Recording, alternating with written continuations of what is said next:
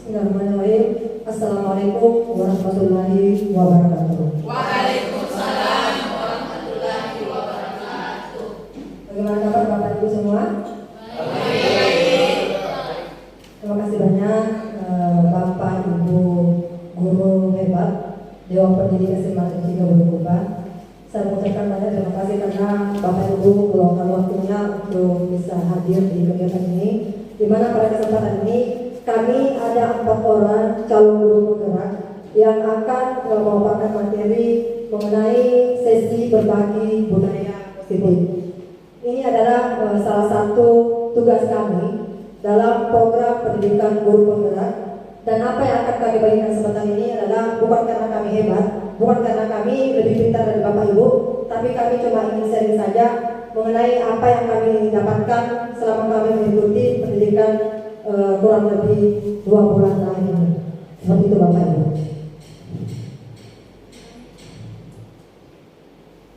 Baik, tujuan dari pertemuan ini yang pertama adalah berbagi modul budaya positif, berbagi konsep budaya positif, dan berbagi pengalaman penerapan budaya positif. Di sini saya ingin menjelaskan bahwa budaya positif ini merupakan pola perilaku, nilai, sikap yang mendukung pertumbuhan dan perkembangan di sekolah kita. Jadi kita senantiasa mengharapkan peserta didik kita ini menjadi seseorang yang berkarakter, menjadi seseorang yang bertanggung jawab, menjadi seseorang yang memiliki sikap empati kepada orang lain. Jadi kita sangat mengharapkan supaya peserta didik kita di sekolah ini itu menanamkan budaya positif dalam diri mereka. Di sini ada tahapan-tahapan dalam budaya positif. Yang pertama adalah disiplin positif dan nilai-nilai kebajikan universal. Yang kedua, teori motivasi, hukuman, dan penghargaan restitusi. Yang ketiga, keyakinan kelas. Yang keempat, kebutuhan dasar manusia dan dunia berkualitas. Yang kelima, restitusi. 5, posisi kontrol. Di sini ada 2 restitusi Bapak Ibu. Ada 5 posisi kontrol. Yang keenam ini restitusi, segitiga restitusi. Jadi di 6 tahapan inilah yang akan kami bagi sebentar, di mana disiplin positif dan nilai-nilai kebajikan serta teori motivasi, hukuman dan penghargaan saya diberikan kesempatan di sini untuk memaparkan materi ini. Kemudian untuk keyakinan kelas sampai pada restitusi segitiga restitusi ini akan dipaparkan oleh teman CGP yang lainnya. Baik, kita akan melakukan permainan dulu. Di sini namanya cobalah buka. Ada pengantar di atas Bapak Ibu. Yang pertama adalah carilah pasang di samping pasangannya Bapak Ibu. Ada pihak A dan ada pihak B. Dan di sini Bapak Ibu silahkan cari pasangan dulu. Tidak bisa dilakukan kalau tidak berpasangan. Yang ada pasangan silahkan cari pasangan. Ini akan kesempatan baik ini. Ada pasangan dulu. Sudah ada pasangannya? Ya. Sekarang Bapak Ibu silahkan Bapak Ibu pikirkan dulu barang yang berharga yang Ibu miliki saat ini. Ada Bapak Ibu memikirkan sesuatu barang yang sangat berharga yang Ibu miliki. Sudah dipikirkan? Bapak Ibu, aku sudah dipikirkan. Anggaplah barang tersebut berada di telapak tangan Ibu. Silakan diangkat tangannya Ibu. Ya. Yang pihak A ya, yang pihak A itu berpasangan ini. Pihak A ini silakan anggaplah barang tersebut ini berada di tangan Bapak Ibu. Dan silakan Bapak Ibu genggam barang tersebut. Genggam secara ternyata juga bahan berharga ya Bapak Ibu. Itu harus digenggam dengan secara ternyata. Kemudian sudah digenggam, Adilo sudah digenggam? Ya, Pak Senur ya. Ya silakan kalau sudah digenggam, tugasnya untuk kelompok B, untuk pihak B silakan berusaha untuk membuka genggaman tersebut. Genggaman dari pihak A. Terserah mau dengan cara mengintimidasi, ancaman, bujukan, dengan cara halus, terserah Bapak Ibu. Silakan Bapak Ibu.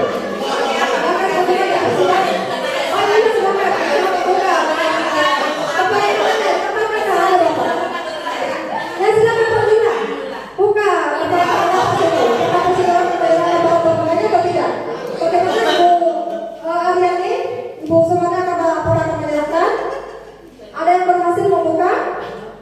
Tidak ada? dengan perlakuan seperti apapun tidak diberikan ya, Mas Edo ya, konsisten ya, namanya juga barang mahal yang tidak pernah menyenangkan. Adakah yang membuka kebelah tangannya? Tidak ada. Tidak ada yang berhasil membuka? Tidak ada yang berhasil membuka Bapak Ibu? Tidak ada ya? Tidak ada. Kalau begitu semua konsisten ya. Ini kan barang berharga loh. Masa kita akan serahkan kepada orang lain?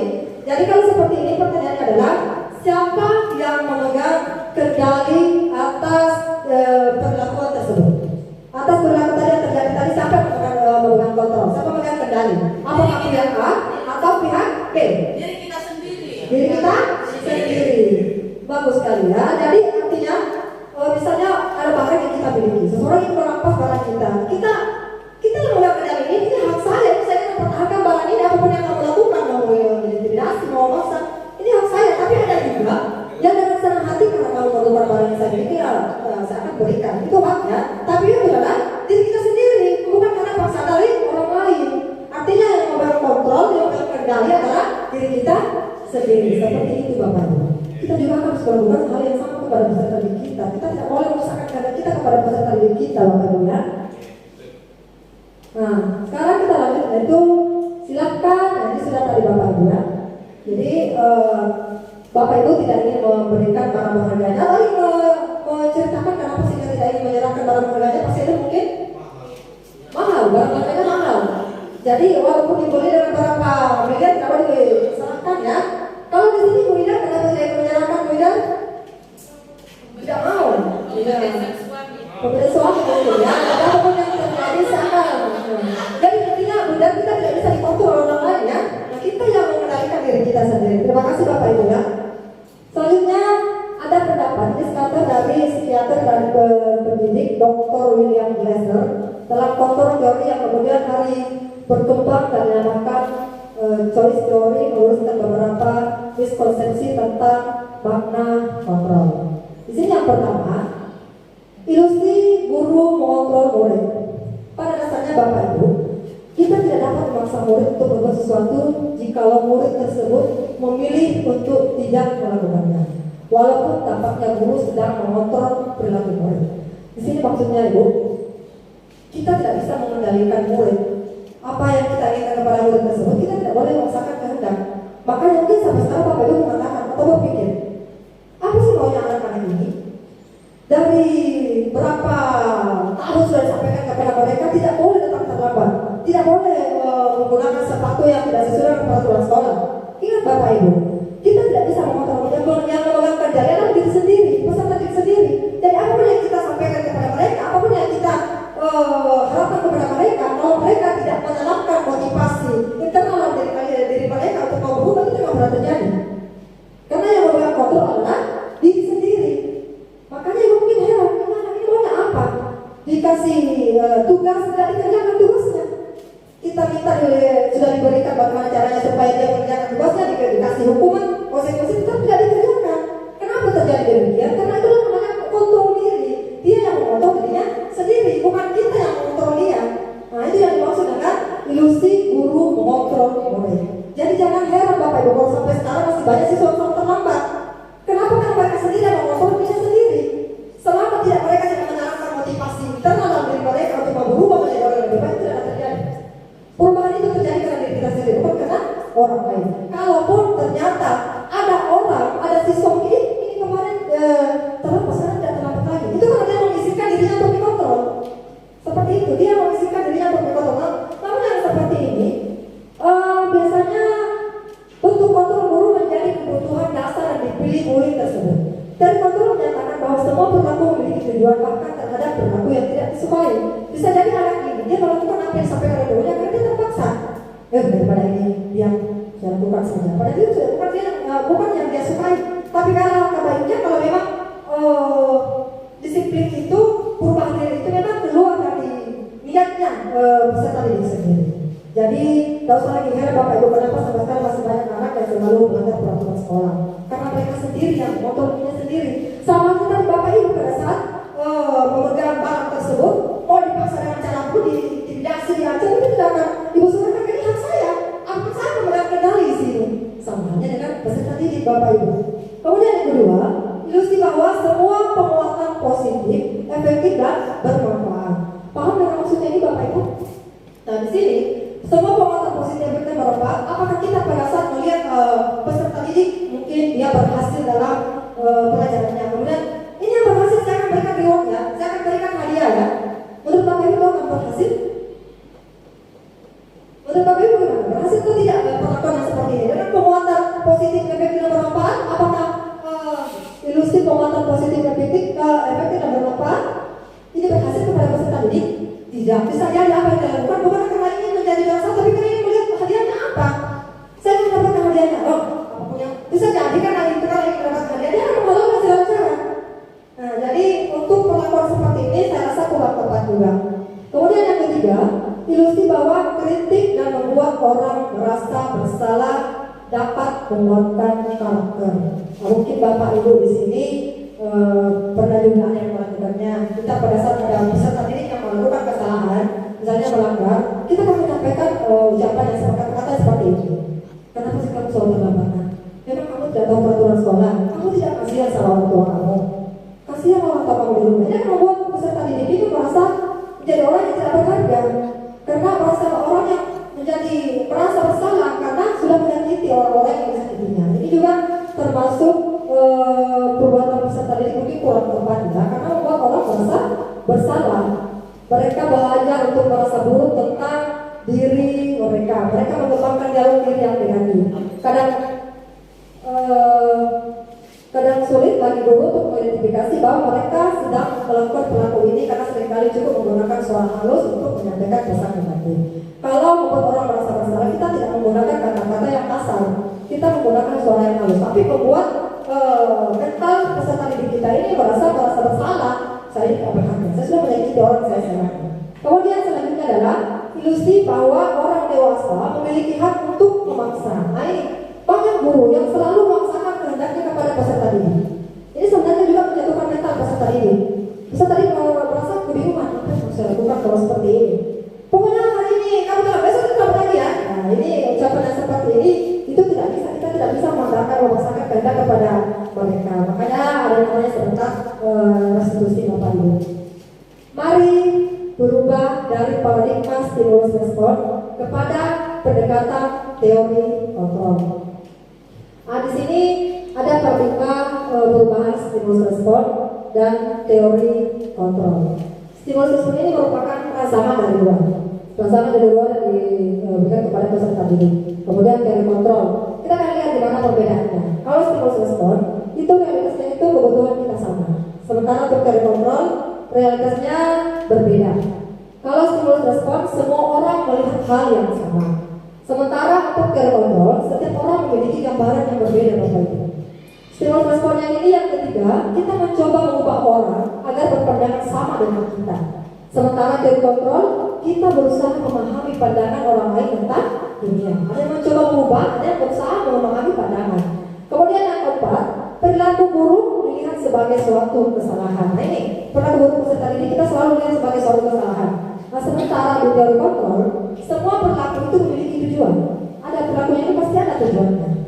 Kemudian yang kelima, orang lain bisa mengontrol saya. Itu kalau stimulus respon. Sementara untuk teori kontrol hanya Anda yang bisa mengontrol diri Anda sendiri. Karena diri kita sendiri yang bisa mengontrol diri kita sendiri Bapak Ibu. Kalau stimulus respon saya bisa mengontrol orang lain, memaksakan kehendaknya.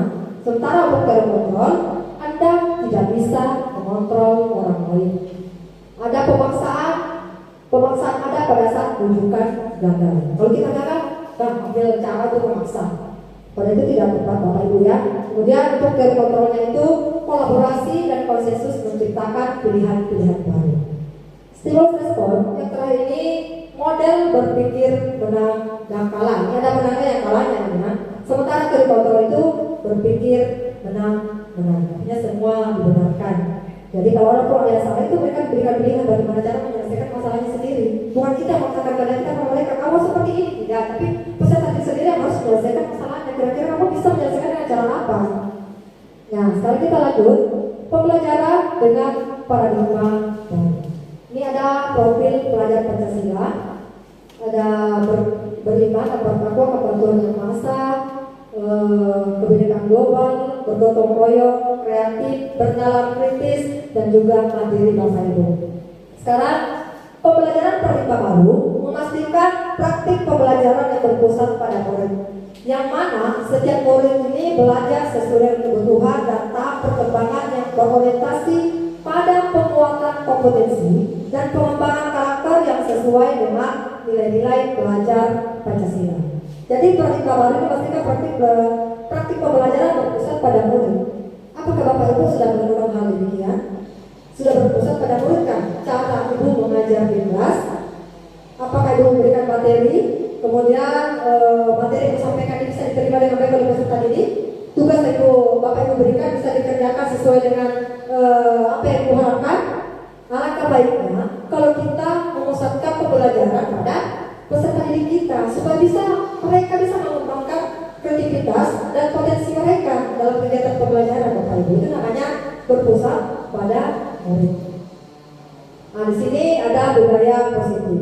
Standar pendidikan nasional menyebutkan dalam rangka menciptakan lingkungan yang positif, maka setiap warga sekolah dan pemangku kepentingan perlu saling mendukung, menghayati dan menerapkan nilai-nilai kebajikan yang telah disepakati bersama Bapak Ibu. Jadi di sini tidak akan pernah terjadi suatu kebajikan kalau tidak ada kolaborasi. Kalau cuma 1-2 orang saja melakukan serta di sini ada 70 guru, itu tidak akan pernah berhasil Bapak Ibu. Jadi standar pendidikan nasional ini perlu kita lakukan dengan cara berkolaborasi semua warga di sekolah ini.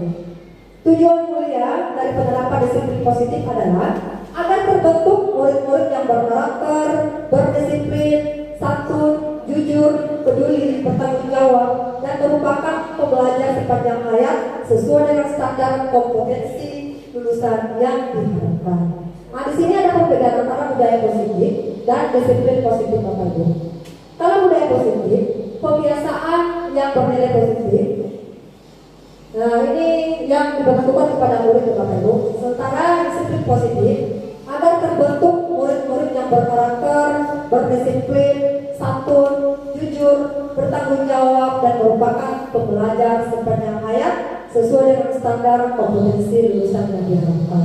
Ini di disiplin positif. Saya rasa bukan cuma kita mengharapkan peserta didiknya menjadi pembelajar sepanjang hayat, tapi kita juga sebagai guru harus menjadi pembelajar sepanjang hayat. Tugas kita sebagai guru kan untuk mencerdaskan anak bangsa Bapak Ibu ya. Jadi sekarang anak-anak sekarang sudah cerdas. Bagaimana kita menjadi anak bangsa kalau kita sendiri sebagai guru tidak cerdas? Jadi kita juga harus menjadi seorang pembelajar sepanjang hayat Bapak Ibu. Nah, di sini lanjut disiplin menurut pakar pendidikan. Ini adalah kelompok pendidikan kita, Bapak Kijang Dewata.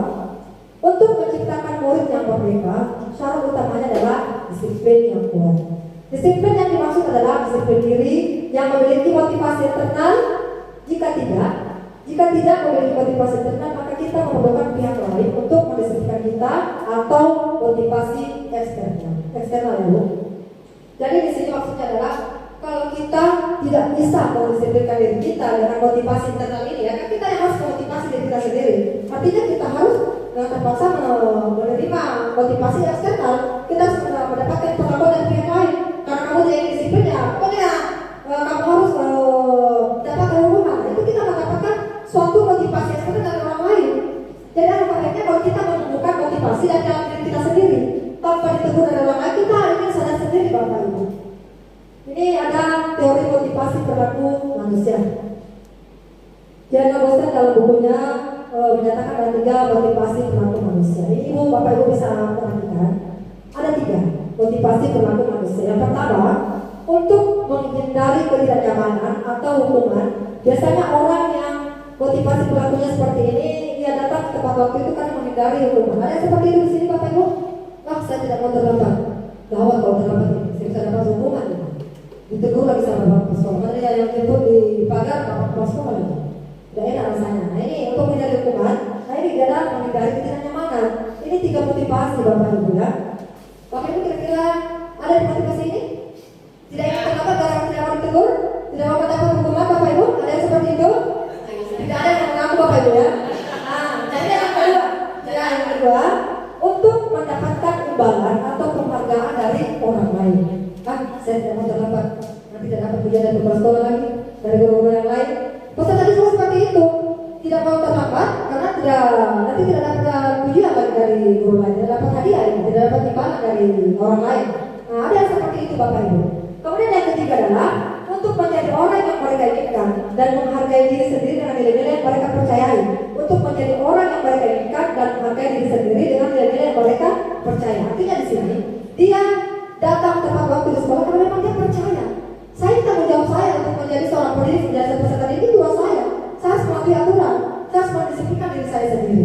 Jadi apapun yang terjadi mau dapat pujian atau tidak dapat pujian itu memang kewajiban saya untuk menjadi orang yang disiplin, untuk mendisiplinkan diri saya sendiri. Jadi di antara ketiga motivasi ini, Bapak Ibu ada di pihak mana? Gus Mari di mana? Ketiga mungkin Gus Mari ya. Nah, kalau yang lainnya, Pak Ibu bilang pertama. Yang ketiga. Yang ketiga. Semua punya kalau ini yang ketiga Bapak Ibu ya. Ya, jadi Bapak Ibu lah yang tahu ya kalau Ibu Bapak Ibu ini sebenarnya berada di posisi mana. Nah, tujuan dari disiplin positif ini adalah menanamkan motivasi yang ketiga pada murid kita itu untuk menjadi orang yang mereka inginkan dan menghargai diri sendiri dengan nilai-nilai yang mereka percaya. Ketika murid-murid kita memiliki motivasi tersebut, mereka telah memiliki motivasi intrinsik yang berdampak jangka panjang. Motivasi yang tidak akan terpengaruh pada adanya hukuman atau hadiah. Mereka akan tetap berperilaku baik dan menegaskan nilai-nilai kebajikan karena mereka ingin menjadi orang yang menjunjung tinggi nilai-nilai yang mereka hargai. Pertanyaannya sekarang adalah bagaimana cara kita sebagai guru untuk menanamkan disiplin positif kepada murid-murid kita. Mungkin yang pertama kita lakukan adalah yang mendisiplinkan diri kita sendiri dulu. Jangan sampai kita mengharapkan peserta didik kita disiplin, besok kita sendiri tidak disiplin Bapak Ibu. Jadi yang pertama adalah kita harus memberikan contoh. Tinggal sosolodo ya, kembali pada kemudian melayani seorang guru itu menurut Bapak Kenya Deantara harus menjadi contoh dulu. Berikan contoh yang baik kepada peserta didik. Kemudian di tengah memberikan motivasi dan di belakang memberikan seperti itu Bapak Ibu. Jadi semoga apa yang saya sampaikan pada kesempatan ini bermanfaat untuk Bapak Ibu.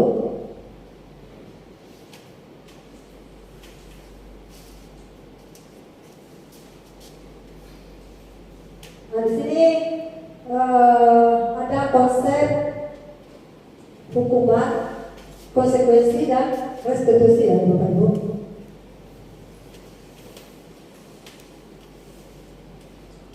Ya, ada beberapa hal yang perlu kita pahami. Ada yang namanya dihukum dan penghargaan, konsep hukuman, konsekuensi dan restitusi.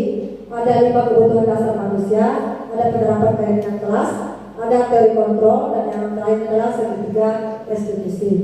Kemudian ini ada dihukum oleh penghargaan. Saat kita berulang kali menjanjikan hadiah kepada anak-anak agar berperilaku bertanggung jawab, atau kepada seorang murid agar mempelajari sesuatu yang baru, atau kepada seseorang karyawan agar mereka melakukan pekerjaan yang berkualitas, kita sudah berasumsi mereka tidak dapat melakukannya atau mereka tidak akan memilih untuk melakukannya. Jadi kalau kita menjanjikan sesuatu baru, yang mereka cari adalah apa yang kita janjikan, bukan karena keinginan mereka sendiri.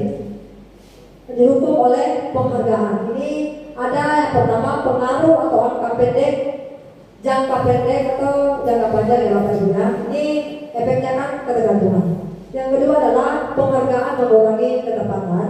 Ini tidak melihat jawaban yang benar, yang penting dapat imbalan Bapak Ibu. Yang ketiga penghargaan menghukum. Menghukum ini menghukum yang tidak mendapatkan penghargaan. Penghargaan merusak hubungan. Ini menimbulkan sifat iri bagi yang lain. Jadi penghargaan ini merusak hubungan. Kalau kita berikan penghargaan orang lain, mungkin orang lain akan merasa ini jadi yang dapat penghargaan, kita tidak pernah mendapat penghargaan. Kemudian yang terakhir adalah penghargaan tidak efektif. Orang lain akan merasa kecewa, putus asa, dan tidak akan berusaha lagi. Sudah pasrah pada keadaan. Nah ini ada bentuk program kebajikan, apresiasi. Dalam memberikan apresiasi atau pengakuan, perlu diingat ada beberapa hal Bapak Ibu. Yang pertama, berikan dukungan secara khusus. Jadi perlu berikan dukungan kepada peserta didik kita. Berikan pengakuan secara pribadi. Wah luar biasa kamu, hebat sekali. Berikan pengakuan kepada semua murid secara bergantian. Jangan cuma beberapa orang saja yang diberikan apresiasi Bapak Ibu, tapi bergantian. Kalau bisa semuanya diberikan apresiasi. Berikan pengakuan secara konsisten. Jangan cuma hari ini diberikan pengakuan bahwa dia hebat, apresiasi dia hebat, besoknya sudah tidak diberikan lagi penghargaan Bapak Ibu ya. Kemudian yang terakhir adalah fokus pada proses. Ini konsep hukuman, konsekuensi dan restitusi. Ini ada hukuman, ada konsekuensi dan ada restitusi.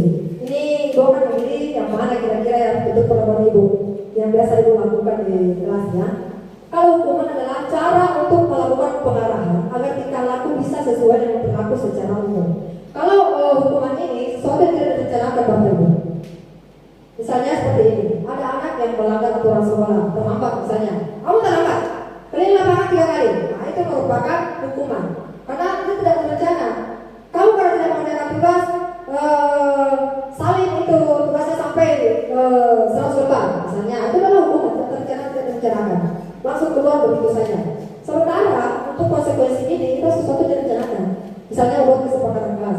Ini kalau tidak tidak dipenuhi dengan rasa tanggung jawab, dilanggar, konsekuensinya ini ya, kalian akan mendapat hukuman seperti ini ya. Nah itu perbedaan antara hukuman dengan konsekuensi. Mungkin terkadang Bapak Ibu heran, apa sih perbedaannya antara konsekuensi dan hukuman? Ingat, hukuman itu direncanakan, tidak direncanakan. Sementara konsekuensi itu sudah ada perencanaan sebelumnya. Cuma untuk keyakinan pembuat kesepakatan kelas yang harus memberikan kita tidak boleh sebagai guru memberikan konsekuensi karena kamu ini konsekuensinya seperti ini ya di dalam kelas tidak, tapi peserta didik sendiri yang harus menyelesaikan masalahnya sendiri. Jangan kita yang menekan mereka, tapi mereka karena saya ibu terlambat hari ini maka yang akan saya lakukan adalah saya akan sebentar malam tidak begadang lagi, cepat bangun, pasang alarm mungkin. Ya mereka harus mencari solusi atas permasalahan mereka sendiri Bapak Ibu. Nah itu berada pada di restitusi. Restitusi ini adalah seperti yang saya sampaikan tadi bahwa peserta didik itu diberikan kesempatan untuk bisa menyelesaikan masalah sendiri.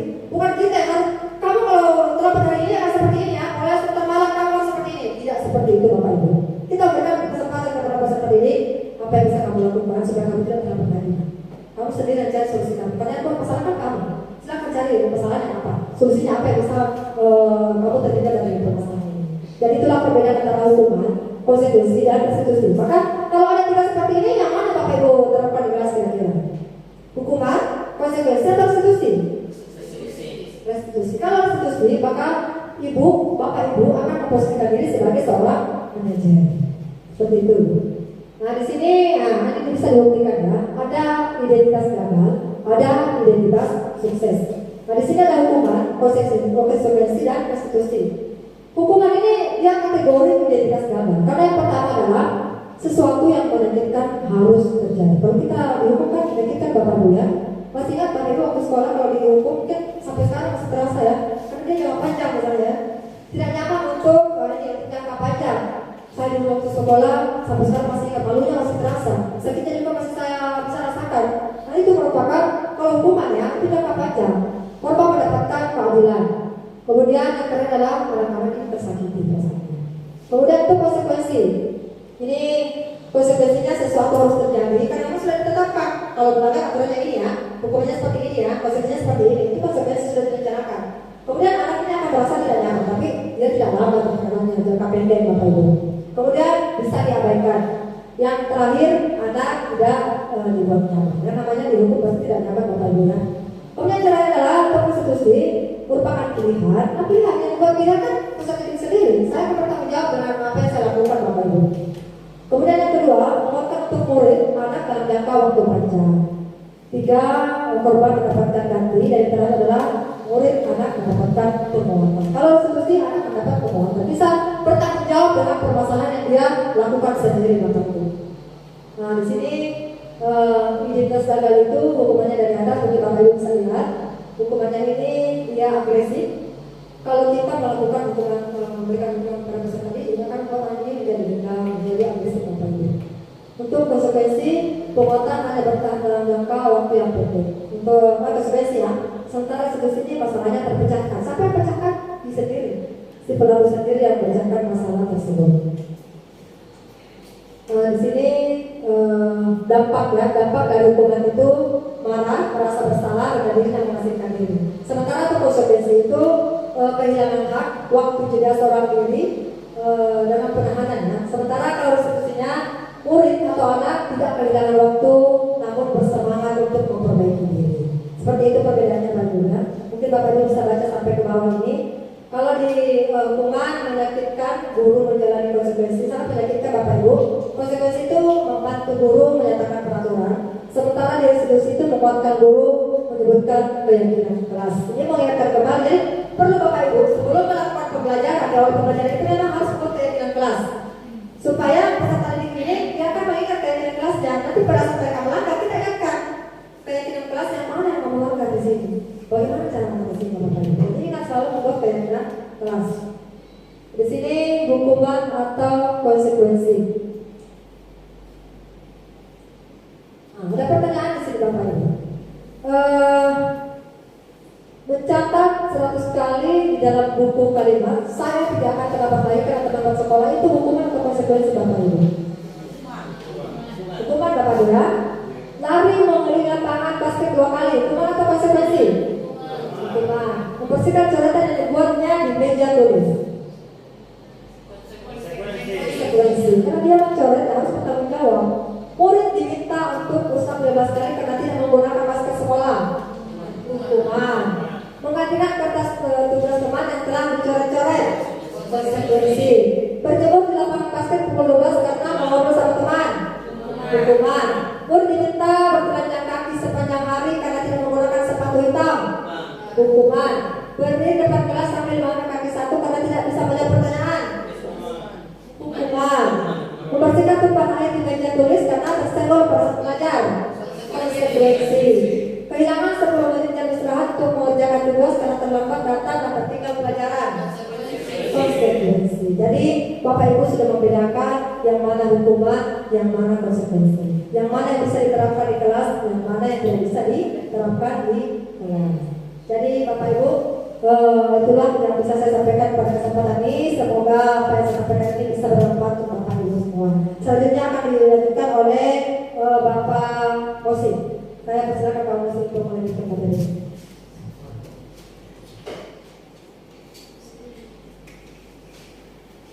Assalamualaikum warahmatullahi wabarakatuh. Jadi untuk hari ini saya akan melanjutkan dari pemaparan dari Ibu Dewi yang pertama tadi. Jadi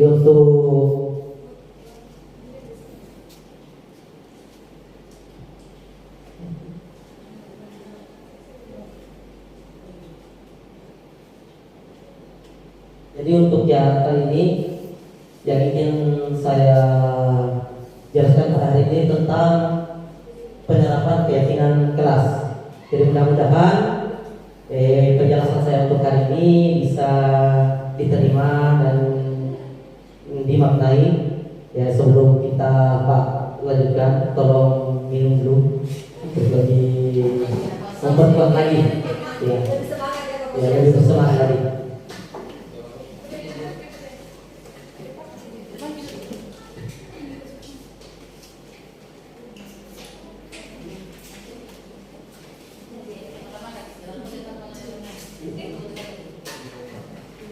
Jadi pertanyaan pemantik yang ingin saya jelaskan adalah mengapa keyakinan kelas, mengapa tidak peraturan kelas saja. Jadi mengapa kita melakukan keyakinan kelas ini adalah untuk menetapkan kepada siswa supaya anak-anak dalam melakukan proses pembelajaran ini lebih siap, lebih mampu dan lebih cepat lagi untuk memahaminya semua. Mengapa tidak peraturan kelas saja?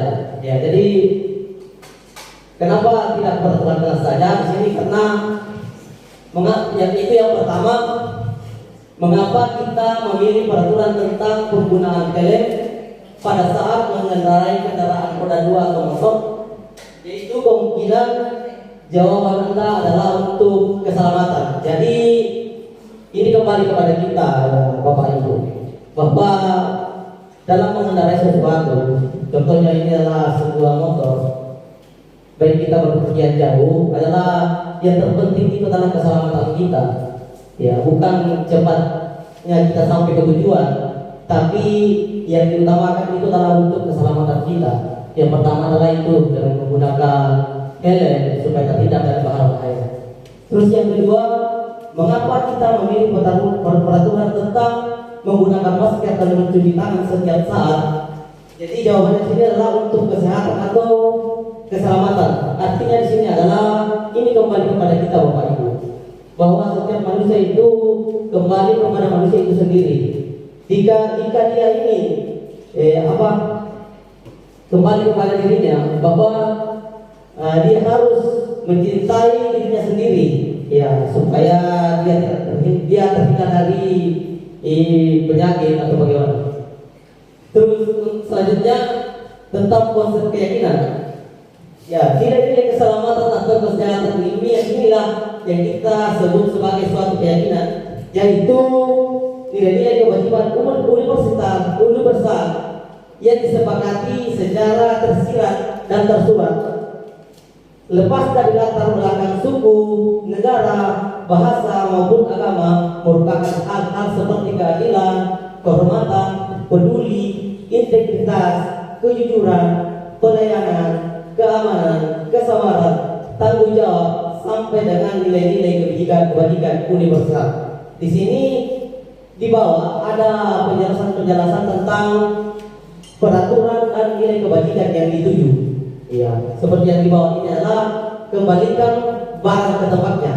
Kira-kira Bapak Ibu, nilai kebajikan yang dituju itu seperti apa? Ya, bersifat keadilan. Ya, kita lebih ke tanggung jawab. Jadi mungkin ini yang lebih bagus. Ya. Selanjutnya yang kedua, dilarang mengganggu orang lain. Bagaimana tentang nilai kebajikan yang dituju di sini, Bapak Ibu? Ya. Ya, saling menghargai, saling menghormati. Ya. Sedangkan peraturan yang ketiga ini adalah tentang hadir di sekolah 15 menit sebelum pembelajaran dimulai. Ya, ini bersifat disiplin. Ya. Selanjutnya, mengapa keyakinan kelas? Mengapa tidak peraturan kelas saja? Karena lebih membutuhkan motivasi intrinsik, yaitu motivasi yang dalam. Seorang siswa dengan kembali ke nilai-nilai keyakinan, sehingga akan lebih tergerak dan bersemangat untuk menjalankan keyakinannya daripada hanya sekadar mengikuti serangkaian peraturan-peraturan tertulis tanpa makna. Selanjutnya, Bapak Ibu, hal-hal yang perlu diperhatikan dalam membentuk keyakinan kelas di sekolah. Yang pertama, keyakinan kelas bersifat lebih abstrak daripada peraturan yang lebih rinci dan konkret. Artinya di sini Bapak Ibu, bahwa keyakinan kelas ini adalah setiap pembelajaran dimulai ada kesepakatan bagi kita seorang guru dan siswa untuk melakukan proses pembelajaran agar proses pembelajaran itu lebih bermakna. Terus yang kedua, keyakinan kelas berupa pernyataan-pernyataan yang universal. Dan yang ketiga, pernyataan keyakinan kelas senantiasa dibuat dalam bentuk positif. Artinya peraturan-peraturan ini jika diberikan kepada siswa, kita kembali dulu kepada diri kita sebagai pendidik. Terus yang keempat, keyakinan kelas hendaknya tidak terlalu banyak sehingga mudah diingat dan dipahami oleh semua warga kelas. Artinya keyakinan yang kita buat ini adalah jangan terlalu rumit, jangan terlalu memberatkan kepada siswa, tapi memberikan keringanan yang bisa dipahami dan mudah diterima oleh siswa. Terus yang kelima, keyakinan kelas sebaiknya sesuatu yang dapat diterapkan di lingkungan tersebut. Artinya yang bisa diterapkan dalam lingkungan tersebut adalah seperti membersihkan kelas. Rata-rata siswa yang datang ke sekolah, ya, jarang ada yang sampai masuk ke kelas, tapi dia berada di luar. Ya, jadi kita terapkan kepada siswa ini supaya siswa ini lebih memahami bahwa kita datang ke sekolah ini yang pertama yang kita bersihkan itu adalah kelas, supaya suasana proses pembelajaran itu bisa berjalan dengan efektif dan baik. Yang keenam, semua warga kelas hendaknya ikut berkontribusi dalam pembuatan keyakinan kelas lewat kegiatan surat pendapat. Dan yang ketujuh, bersedia meninjau kembali keyakinan kelas dari waktu ke waktu. Ini sudah jelas Bapak Ibu.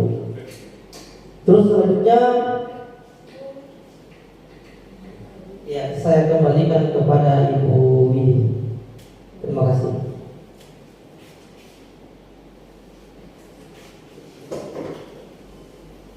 Ya baiklah, terima kasih atas kesempatan yang diberikan Pak Fosi.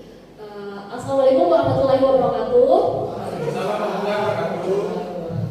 Ya, jadi selamat siang Bapak Ibu semuanya.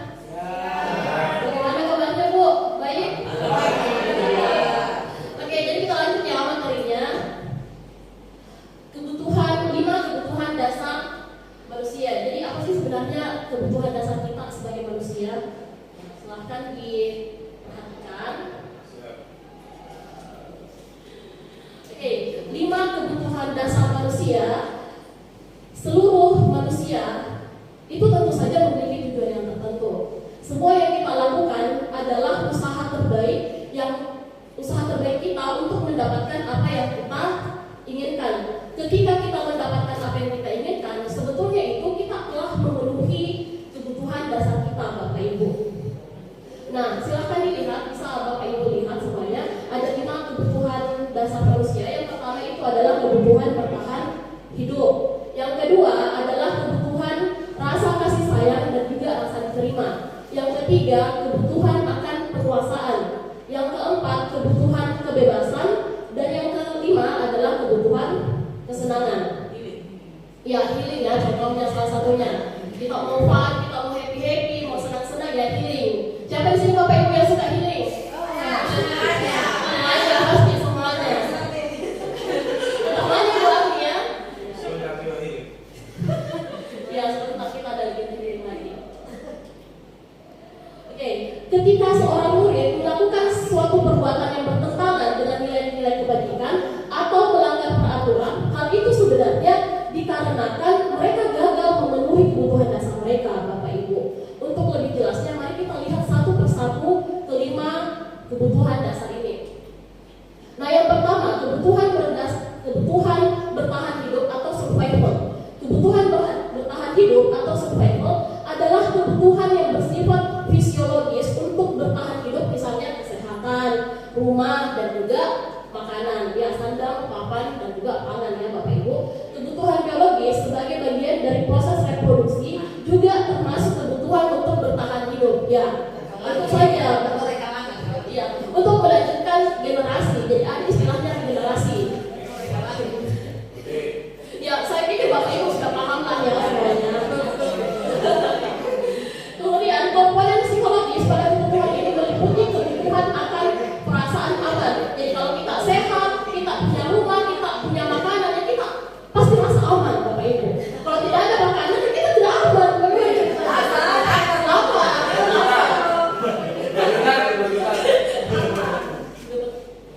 Oke, kalau untuk case-nya sendiri di murid kita untuk bertahan hidup, kita melihat sebuah kasus.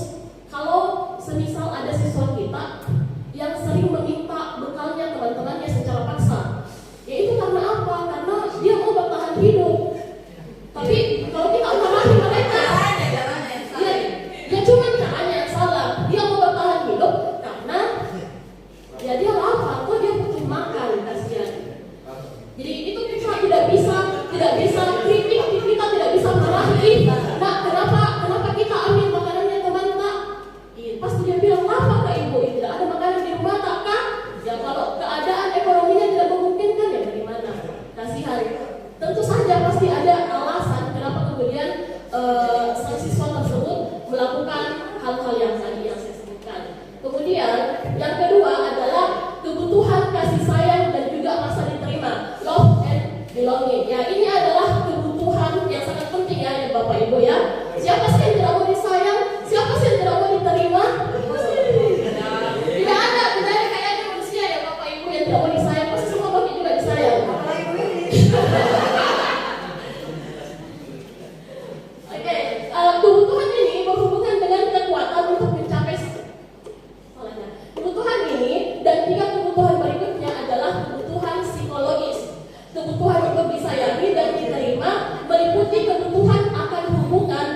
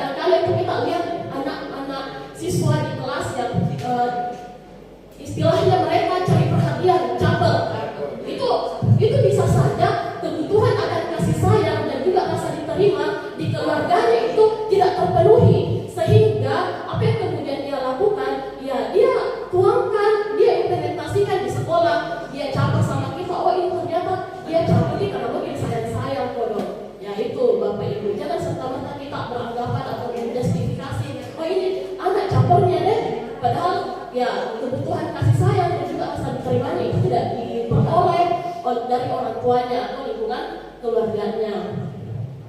Oke, selanjutnya kebutuhan akan perluasan atau power.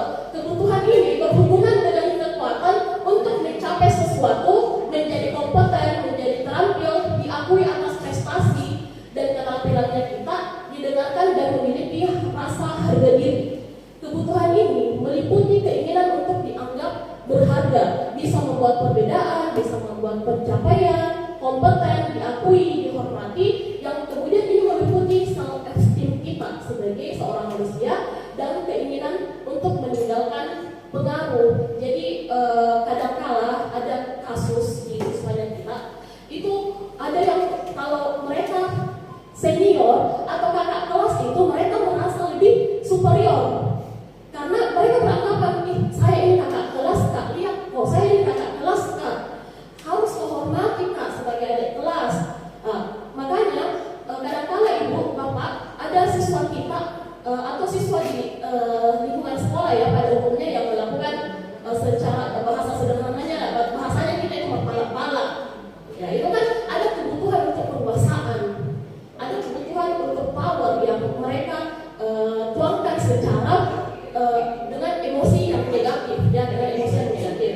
Kemudian yang keempat adalah kebutuhan kebebasan atau freedom. Kebutuhan untuk bebas adalah kebutuhan akan kemandirian, otonomi, memiliki pilihan dan mampu mengendalikan arah hidup seseorang. Anak-anak dengan kebutuhan kebebasan yang tinggi menginginkan pilihan. Mereka perlu banyak bergerak, suka mencoba-coba, tidak terlalu terpengaruh orang lain, dan juga senang melakukan atau mencoba hal baru dan juga menarik. Jadi kalau di kelas kadang-kala ada anak-anak kita yang tidak mau diam-diam pantatnya, tidak mau duduk-duduk di kursinya, selalu di jalan-jalan ya karena ada kebutuhan kebebasan yang ingin mereka penuhi, Bapak Ibu. Dan yang terakhir, ya adalah kebutuhan kesenangan atau fun. Kebutuhan akan kesenangan adalah kebutuhan untuk mencari kesenangan, bermain dan juga tertawa. Bayangkan hidup tanpa kenikmatan apapun, ya betapa menyedihkan. Betul itu kan yang Bapak Ibu bilang, kalau kita butuh healing, ya kita butuh healing. Kita butuh banget ini healing. Jadi kayak Bapak Ibu, nggak biar apa, biar hidup ya kita nikmati, tidak kaku-kaku menjalani hidup. Glasser menghubungkan kebutuhan akan kesenangan dengan belajar. Semua hewan dengan tingkat intelijensi tinggi, misalnya anjing, lumba-lumba, primata dan lain-lain itu mereka senangnya bermain. Nah, kalau kita sebagai manusia juga tentu saja senang akan bermain, Bapak Ibu. Tidak mungkin kita mau serius terus ya, atau mami itu kalau serius terus di hidupnya. Ya, cepat kita tua, Bapak Ibu. Oke. Saat mereka bermain, mereka mempelajari keterampilan hidup yang penting. Oke. Selanjutnya, pentingnya memahami kebutuhan dasar murid. Semua orang senantiasa berusaha untuk memenuhi kebutuhannya dengan berbagai cara. Seperti contoh kasus yang tadi saya utarakan, Ibu, ada yang menyampaikannya atau menjawantahkannya dengan emosi yang negatif, ada juga yang menjawantahkannya dengan emosi yang positif. Bila mereka tidak mendapatkan kebutuhan dengan cara yang positif, ya mereka bisa saja melanggar peraturan atau melakukan hal-hal yang tidak sesuai dengan nilai-nilai kebajikan universal yang telah disampaikan oleh Ibu Dewi tadi. Seorang murid yang tidak begitu berhasil secara akademik, mungkin kebutuhannya akan penguasaan itu tidak terpenuhi di sekolah. Oleh karena itu, mungkin dia akan mencoba untuk memenuhi kebutuhannya akan penguasaan dengan mencoba mengatur orang lain di lapangan bermain. Kemudian atau bahkan menyakiti mereka secara fisik.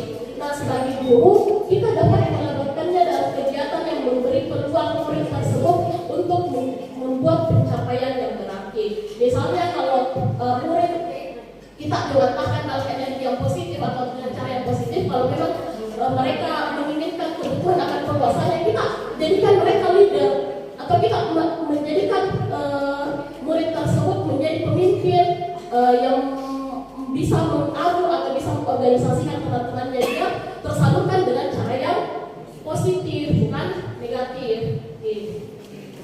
Nah, bagaimana sih cara menemukan solusi? Yang pertama adalah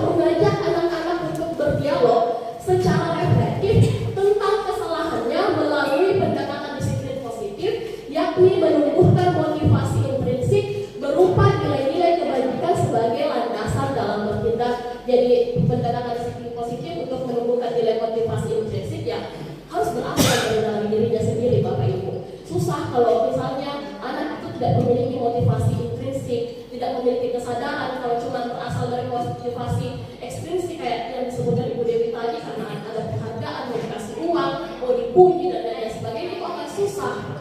Kemudian yang kedua, melibatkannya dalam kegiatan yang memberi peluang murid tersebut untuk membuat pencapaian yang berarti. Yang ketiga, membangun hubungan yang bisa membangun kepercayaan dan kedekatan dengan anak. Jadi karena kan eranya kita sudah beda ya Bapak Ibu. Kalau kita dulu mungkin kita takut, kita segan sama guru-guru Pak. Kalau sekarang itu sudah berubah orientasi pendidikan. Kita harus membangun kedekatan emosional dengan murid kita. Dengan tentu saja kita harus menetapkan batasan-batasan tertentu, dalam artian yang tidak kebablasan. Jangan sampai murid kita merasa dekat sama kita, lantas kemudian mereka fatwa-fatwai, ya maksudnya fatwa-fatwai atau kurang ajar sama kita. Tuh. Tetapi adalah kemudian cara-cara baik yang bisa kita lakukan untuk membangun kedekatan emosional kita dengan murid. Kemudian yang terakhir adalah membentuk pembelajaran berdiferensiasi sesuai dengan kebutuhan anak. Nah, saya yakin ini yang telah diterapkan oleh Bapak Ibu semua ya, karena setiap anak itu pasti berbeda gaya belajarnya. Ada yang visual, ada yang kinestetik, ada yang audiovisual. Nah, silahkan Bapak Ibu lihat di layar. Ini ada contoh kasus. Ibu Ambar, guru wali kelas 2A di SD Pelita Hati, sedang bingung. Nah, Ibu Ambar ini bingung menghadapi ulah salah satu murid di kelasnya, namanya Doni. Untung bukan Frankie.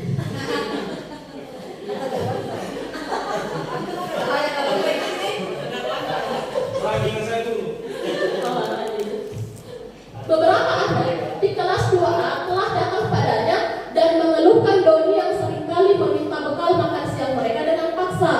Jika Anda menghadapi situasi seperti Ibu Ambar, apa yang akan Anda lakukan? Menurut Anda, kira-kira apa alasan Doni melakukan hal itu? Nah, Bapak Ibu, dari kelima kebutuhan dasar yang saya tadi utarakan, di contoh kasus ini, yang mana kira-kira Ibu, Bapak Ibu, yang dibutuhkan oleh Doni? Bertahan hidup. Kemudian apa lagi? Penguasaan juga, Mbak. Ya, penguasaan juga. Kemudian apa lagi Bapak Ibu? Butuh kasih sayang ya, sayang. Mau disayang. Oke, terima kasih ya Bapak Ibu atas responnya. Mari kita lihat. Oke, identifikasi kebutuhan. Yang pertama, karena Doni lapar dan orang tuanya tidak membawakannya bekal makan siang, maka kebutuhan dasar yang sedang Doni penuhi ialah kebutuhan bertahan hidup atau survival. Yang kedua, karena dia merasa senang temannya jadi memperhatikan dia. Ketika temannya melaporkan tindakannya itu pada gurunya dan gurunya memberitahu orang tua Doni, sehingga orang tuanya jadi memperhatikan dia, maka kebutuhan dasar yang sedang dipenuhi Doni adalah kebutuhan akan kasih sayang dan juga rasa diterima. Ini bagus ya, orang tuanya merespon positif. Kadang-kadang ada orang tua itu tidak merespon positif. Memang anakku tidak begitu. Iya itu. Anakku tidak begitu. Saya sayang ini anakku, saya perhatikan ini anakku. Kenapa anakku dia minta bekalnya teman-temannya secara paksa? Ini mengelak. Ini adalah contoh orang tua yang tidak mau bekerja sama dengan guru. Dan kan Bapak Ibu, untungnya orang tuanya Doni wise, bijak menyikapi hal tersebut. Yang ketiga, karena dia merasa hebat, karena temannya jadi takut dengan dia dan menuruti keinginannya, maka sebetulnya Doni sedang berusaha memenuhi kebutuhan dasarnya akan kekuasaan atau power. Jadi merasa teman-temanku mereka takut, makanya mereka memberikan bekal makan siangnya. Ya, makanya terpenuhilah kebutuhan akan kekuasaan dari Doni ini. Yang keempat, Bapak Ibu, karena dia merasa bosan dengan bekal makanan yang dibawakan ibunya dari rumah, karena ibunya selalu membawakan bekal yang sama. Jadi itu makanannya. Oleh karena itu, dia ingin mencoba makanan teman-temannya yang beraneka ragam. Ya, mungkin ada temannya bawa sosis, Doni bawa telur, temannya bawa ikan, bawa mie. Ya, mereka Doni mau semua makan itu kalau teman-temannya Bapak Ibu. Semua dia rasakan. Ya. Oke, maka Doni sedang berusaha memberi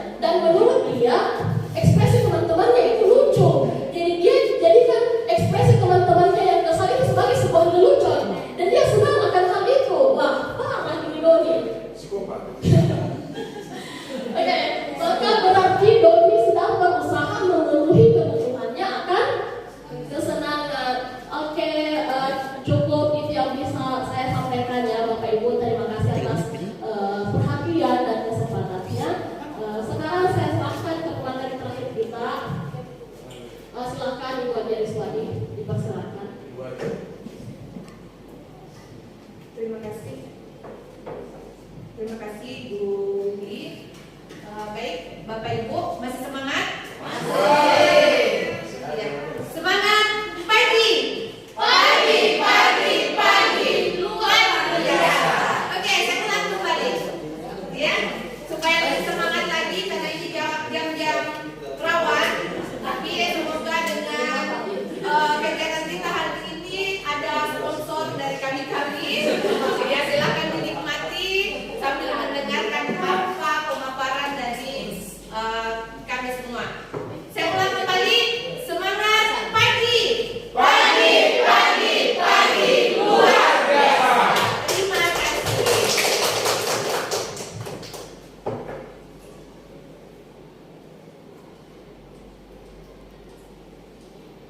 Baik, Bapak Ibu guru hebat, terima kasih. Selanjutnya dua materi dari terakhir dari apa yang kami akan paparkan pada hari ini. Saya akan lanjutkan ke materi selanjutnya, yaitu 5 posisi kontrol. Tadi sudah dipaparkan oleh rekan CGP mengenai disiplin positif, kemudian motivasi hukuman dan restitusi, kemudian yang ketiga adalah keyakinan kelas, dan 5 kebutuhan dasar manusia. Nah, untuk selanjutnya pada kesempatan ini saya akan membawakan materi 5 posisi kontrol. Jadi, menurut Bosen dalam bukunya Restitution Restructuring School Discipline mengemukakan bahwa guru perlu meninjau kembali penerapan disiplin di dalam ruang-ruang kelas mereka selama ini. Iya. Jadi kita perlu melakukan atau meninjau kembali penerapan disiplin apa yang telah kita lakukan selama ini. Apakah sudah efektif kita lakukan? Apakah sudah memerdekakan murid kita? Apakah sudah memandirikan murid kita? Itu kembali kepada diri kita masing-masing. Ya. Nah, dari sinilah, dari hasil serangkaian riset yang dilakukan oleh Bosen, maka dia mengambil suatu kesimpulan 5 posisi kontrol yang diterapkan seseorang guru, orang tua ataupun atasan dalam melakukan kontrol. 5 posisi kontrol itu, yang pertama adalah hukuman, yang kedua adalah membuat rasa bersalah, yang ketiga adalah teman, yang keempat pemantau, dan yang kelima adalah manajer. Nah, kita akan kupas satu persatu. Yang pertama adalah posisi kontrol sebagai seorang penghukum. Iya.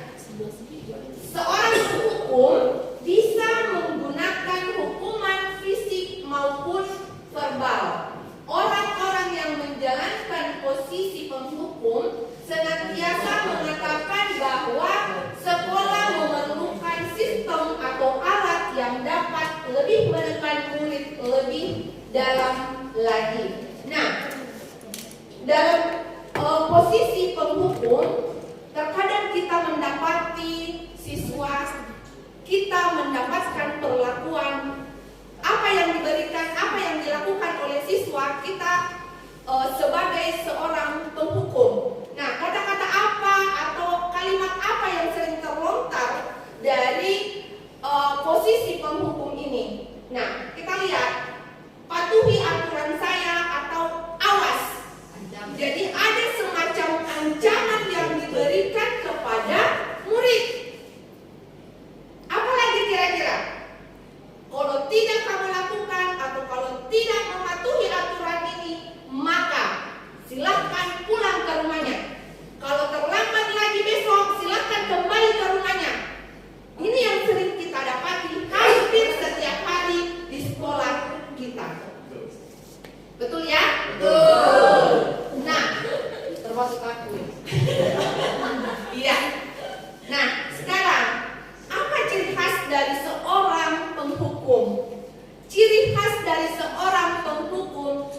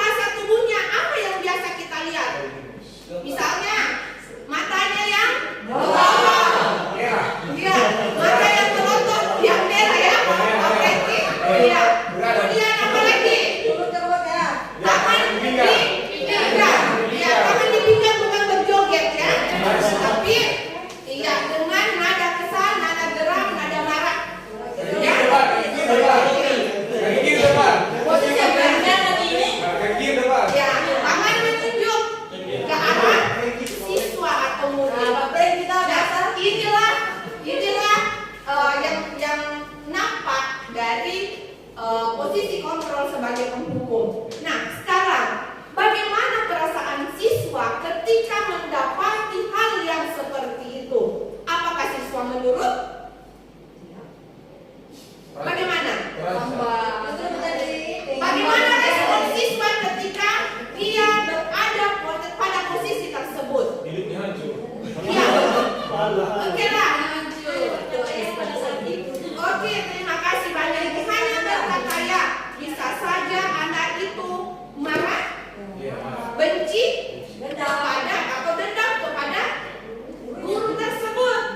Jadi jangan heran kalau kita lihat di sosial media ada siswa yang mencoret mobilnya gurunya, itu mungkin karena ada hal dari posisi kontrol sebagai penghukum. Iya. Jadi guru seperti ini senantiasa percaya hanya ada satu cara agar pembelajaran bisa berhasil, yaitu dengan cara dia. Ya, ini yang kedua. Yang kedua itu membuat merasa bersalah. Pada posisi ini biasanya guru akan bersuara lebih lembut, jadi bertolak belakang dengan posisi penghukum tadi. Kalau posisi pembuat merasa bersalah, dia bersuara lembut. Pembuat rasa bersalah akan menggunakan keheningan yang membuat orang lain merasa tidak nyaman, bersalah atau rendah diri. Iya. Apa yang biasa kita katakan? Nah, ya kalau tadi, hey, silakan pulang. Sekarang bertolak belakang dengan kata-kata itu. Iya. Nah, tidak kasihan itu sama saya. Saya terus ini wali kelas yang dipanggil ke BK. Iya, ini akan membuat anak kita akan merasakan hal bahwa saya ini selalu membuat orang lain tidak nyaman. Saya ini tidak berharga di mata orang lain. Iya. Nah, di posisi ini murid akan memiliki penilaian diri yang buruk tentang dirinya. Saya ini selalu dia membuat masalah, selalu dia bikin susah wali kelasku. Iya. Nah, murid merasa tidak berharga dan telah mengecewakan orang-orang yang disayangi. Nah, ciri khas dari guru pembuat merasa bersalah, nada suaranya rendah, kemudian mendekati siswanya. Iya, mendekati siswanya. Nah, perasaan apa yang dirasakan? Ya, apa yang dirasakan pada saat itu dia akan selalu tertanam dalam dirinya adalah merasa bersalah. Dan ini lebih parah dari apa yang pada posisi penghukum tadi. Pada posisi penghukum tadi dia bisa meluapkan segala emosinya. Tetapi ketika dia berada pada pembuat merasa bersalah, apa yang dirasakan anak itu terpendam di dalam dirinya, dalam hatinya. Jadi tidak terluapkan seperti yang dilakukan tadi oleh penghukum. Iya. Baik, selanjutnya teman. Guru pada posisi ini tidak akan menyakiti murid, namun akan tetap berupaya mengontrol murid melalui persuasi. Posisi teman pada guru bisa negatif ataupun positif. Ya, mereka akan berkata, ayolah, bantu ibu, demi ibu ya. Ayo ingat tidak bantuan bapak atau ibu selama ini. Ya, ini diposisikan sebagai teman, dalam posisi teman. Namun ada hal negatif dan ada hal positifnya.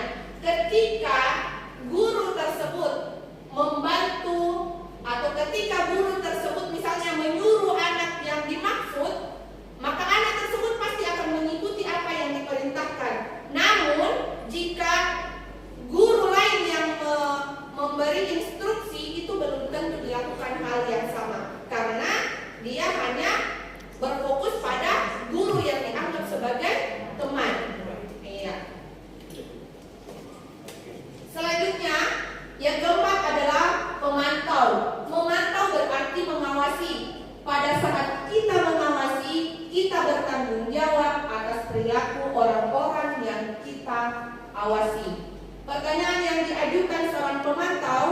Ya, peraturannya apa? Jadi apa yang telah kamu lakukan, sanksi atau konsekuensinya apa? Jadi nada suara dari pemantau ini datar-datar saja. Ya, datar-datar saja. Seorang pemantau sangat mengandalkan perhitungan, catatan, data yang dapat digunakan sebagai bukti atas perilaku seseorang. Posisi ini akan menggunakan stiker, slip, catatan atau daftar cek. Oke, terakhir yaitu adalah manajer. Posisi di mana guru berbuat sesuatu bersama dengan murid, mempersilahkan murid mempertanggungjawabkan perilakunya, mendukung murid agar dapat menemukan solusi atas permasalahannya sendiri. Nah, sama seperti tadi, kalau nada suaranya ini adalah ikhlas ya, ikhlas, dia ikhlas melakukan itu. Apa yang kita yakini ketika kita mendapatkan murid yang melanggar, misalnya melanggar, dia terlambat datang ke sekolah. Begitu dia datang, kita tanya, sekarang sudah jam berapa nak? 7.20 Bu, berarti terlambat 5 menit. Nah, masih ingat apa alasannya dulu kita tanyakan. Apa alasannya? Jangan serta-merta kamu terlambat 5 menit, silakan ambil barisan di luar, silakan setelah itu pergi pungut sampah. Iya, posisi manajer tidak seperti itu, tetapi cari dulu apa yang melatar belakangi sehingga dia terlambat. Apa alasannya terlambat? Jangan sampai alasan keterlambatannya itu, ya saya kaitkan tadi dengan 5 kebutuhan dasar manusia. Oh, ternyata dia pergi di laut, jadi nelayan. Ketika pulang sekolah pagi lalu pulang, akhirnya terlambat ke sekolah. Ada hal yang ingin dipenuhi, Bapak Ibu. Apa kebutuhan yang ingin dipenuhi adalah kebutuhan untuk bertahan hidup. Tapi terkadang kita lupa untuk menanyakan apa yang menjadi alasannya. Nah, kemudian dalam posisi manajer, ketika kita bantu anak mendengarkan apa yang menjadi alasannya, kemudian dibantu untuk mencari solusi dari apa yang dilakukan tadi. Nah, inilah kalau kita memposisikan sebagai seorang manajer. Jadi dari kelima posisi kontrol tadi, yang mana yang menurut Bapak Ibu yang paling bagus untuk kita? Manajer. Ya? Manajer. Semoga kita mampu untuk menjadi seorang manajer dari anak murid kita.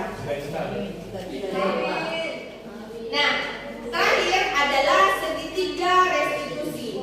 Bapak Ibu guru, mari kita ingat kembali model pendisiplinan apa yang selama ini pernah atau kita lakukan. Apakah kita pernah menghukum murid kita dengan hukuman fisik atau verbal?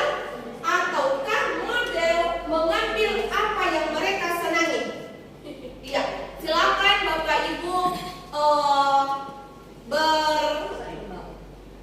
berpikir saya berada pada posisi model pendisiplinan apa. Nah, harapan kita ketika kita memberikan hukuman, maka murid akan mendengar, murid akan tidak melakukan lagi hal yang sama. Tetapi buktinya apa yang menjadi harapan kita itu tidak sesuai, ya, tidak sesuai ekspektasi Bapak Ibu.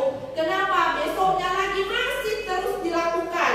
Karena kita tidak mencari tahu apa yang menjadi alasan dan solusi apa yang ditawarkan sehingga pelanggaran itu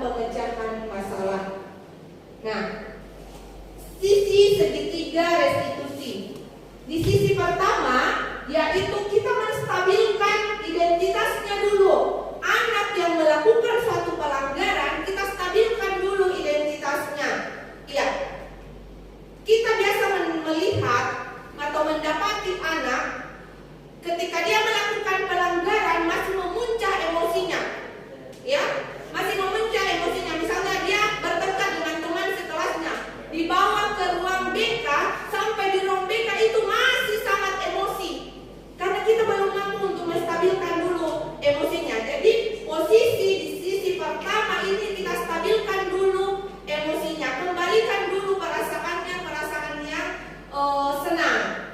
Nah, karena ketika kita sudah menstabilkan, maka enak untuk diajak ngobrol. Iya, katakan, iya, saya juga pernah, ibu juga pernah, atau bapak juga pernah melakukan kesalahan. Tetapi dari kesalahan itu, iya, mari kita belajar untuk tidak berbuat hal yang seperti itu lagi, atau berbuat yang lebih baik lagi.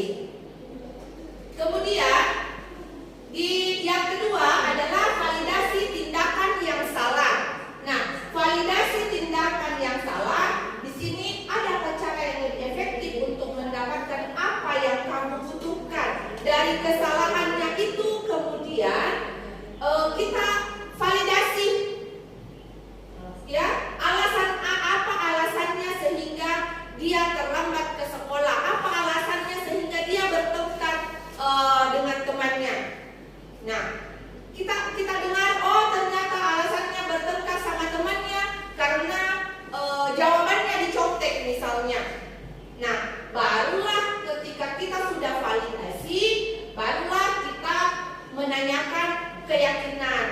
Iya, menanyakan keyakinan di sini. Nah, keyakinan apa ketika murid melanggar peraturan?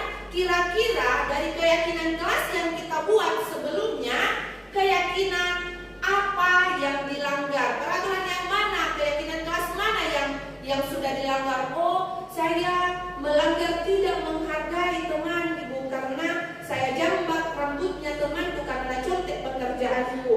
Iya. Nah, kemudian kita tanyakan kembali. Nah, kira-kira apa solusi dari apa yang telah dilakukan? Nah, kita bantu anak-anak kita bantu murid kita untuk mencari solusi. Namun yang mencari solusi itu adalah dia sendiri, bukan kita yang memberikan dia solusi, tetapi dia sendiri yang mencari apa solusi dari apa yang telah dia lakukan. Seperti itu. Nah, inilah yang dinamakan dengan sisi segitiga restitusi. Baik Bapak Ibu, saya kira untuk pemaparan dari tugas kami sudah selesai, dan saya ucapkan terima kasih banyak atas kesediaannya hadir meluangkan waktu di tempat ini. Semoga apa yang kita lakukan hari ini mendapat berkah, mendapat ilmu yang bermanfaat dan bisa kita jadikan sebagai pembelajaran dalam proses belajar mengajar kita di sekolah. Amin. Sekian, wabillahi taufiq wal hidayah. Wassalamualaikum warahmatullahi wabarakatuh.